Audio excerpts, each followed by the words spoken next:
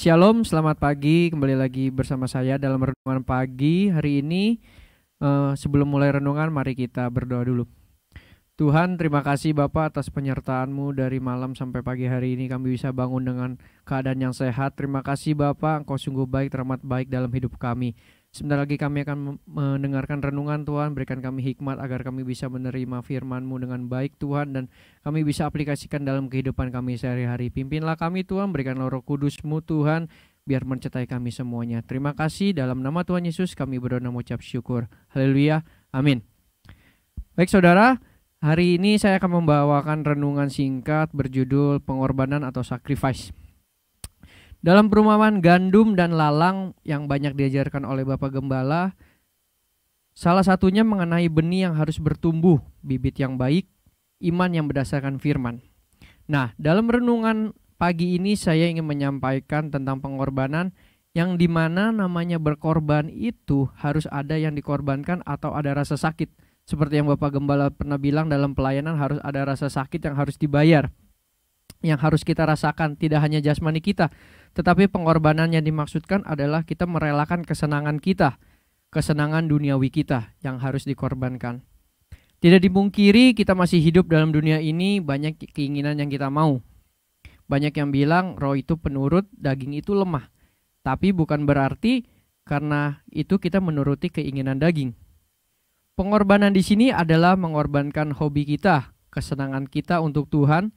Tidak semua orang dapat merelakannya. Saya pun masih belajar dalam hal ini. Bukan berarti saya menyampaikan ini saya pun bisa untuk berkorban, tapi sama-sama kita belajar untuk berkorban di dalam pelayanan Tuhan. Kita harus belajar dan terus berani berkorban dalam pelayanan, dalam kesibukan kita sehari-hari. Ada rasa sakit yang harus dibayarkan dengan itu semua. Jadi Bapak Gembala pernah bilang kalau nggak ada rasa sakit kita namanya belum berkorban.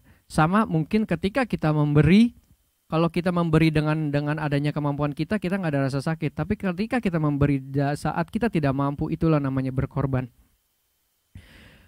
Di Matius 13 ayat 24-30 tentang perumpamaan tentang gandum dan lalang, bisa dibaca sendiri di rumah. Tuhan menceritakan perumpamaan ini untuk memberitahu bahwa hidup dengan menuruti firman Tuhan membutuhkan pengorbanan duniawi yang kadang tidak semua orang merelakannya. Tetapi Yesus menjanjikan bahwa upah yang akan diperoleh orang-orang tersebut adalah kerajaan surga. Terkadang memang dalam proses kehidupan kita bilang,